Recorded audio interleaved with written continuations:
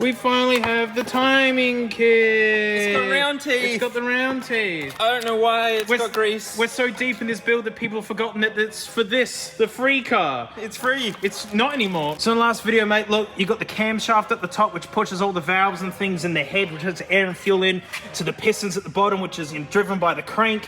And to make it all work properly, the cam and the crank need to be timed together with special cogs and the special belt, which is exactly what this is. Without this, none of this works. So hopefully we can fire it up this episode. I want to fire it up on the crane. Let's just have flames blowing out the raw exhaust ports. I hope. There you go.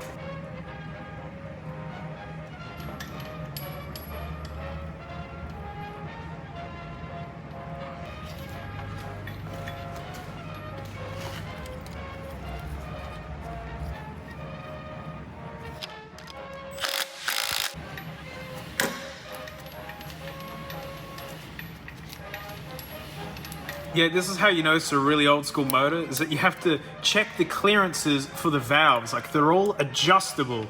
Modern cars don't do this. And it's because metal expands as it runs, so you just can't have it as tight as possible. You know, when it's up to running temperature, all these are going to be at different tightnesses. And so, yeah, this is really archaic. This is really old school. Although James just said some engines do actually still do this. So there you go.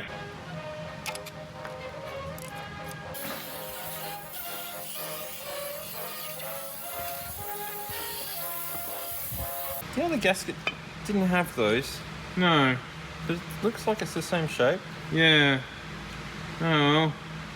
Just if the oil doesn't fall out, I'm happy. Yeah. Putting on the distributor, mate. This is what sends the spark to all the pistons in the right order and all that stuff. This is literally timed up to all the same stuff, right? And so this little hammer-looking guy, oh dear, this hammer-looking guy spins around and makes contact with these points, which then go out to the leads, to the spark plugs at the right time and make it work.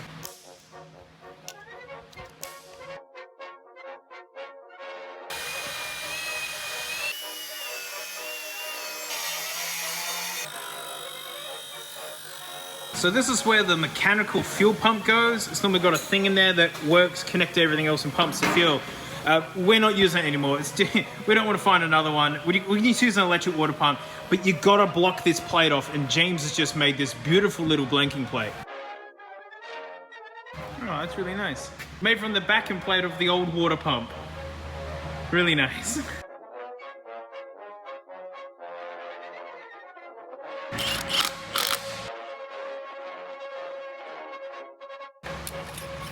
Yeah. So this is the intake and the carburetor, and the carb does need a rebuild and all the rest of it, but it did run, and that's all we need to see it do is run.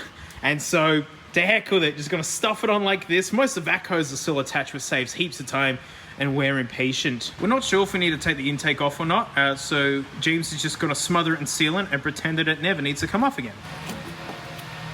Look how good it looks, James. It's so pretty. Sure Look, is. got the starter motor on it, which is the little electric engine, which starts your big engine. Do we need that goofy thing? Oh, it tells you where. It's got the labels on it. Oh. I like how you've numbered. Did you number it? I numbered it before I realised it was actually on there. It's already got numbers. Yeah, spark coil. This is where all the big electricity comes from into the distributor, which distributes it to the plugs. Now we're learning. So this little cutie takes 3 liters. Just gonna start it right on the crane. Look at this nice fuel hose return block. Is that what that is? Yep, it's blocking the fuel return. Yeah, that works. Just gonna run it out of a jerry can with a homemade pump thing. Better blow flames. Honestly. Hope it does. I want flames out of this cutie. All right, there's no coolant in this, so I'm gonna run it just for a quick blip. It'll be all right. Clackety clackety fuel pump.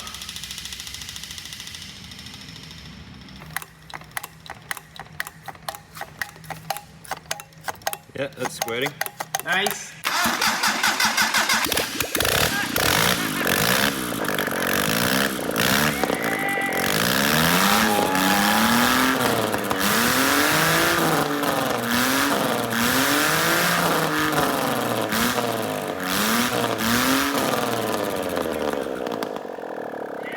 James, well done. What a lovely thing you've made. Oh, man. I think we need to fire it one more time so I can film it in slow-mo. Yeah.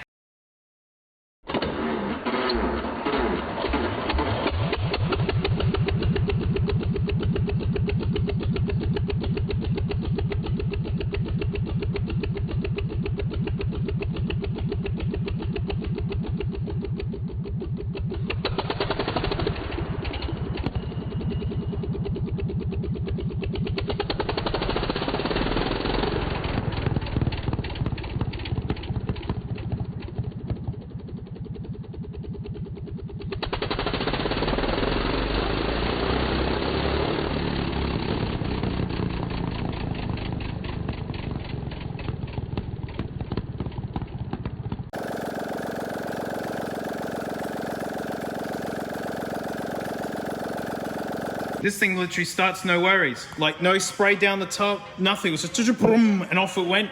Like, nice one, James. Man, runs stinking awesome. Isn't James a legend? What an amazing little thing he's made. It sounds so good. 3 cylinders, so funny. And easily my favorite is the sound of this thing blowing out of these raw holes while idling.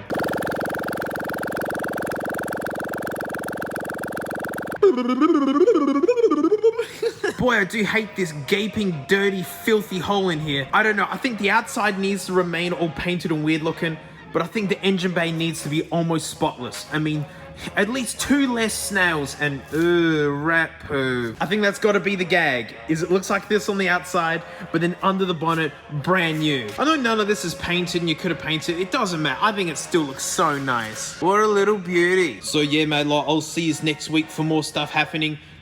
James is off getting a sandwich. I'm sorry, James.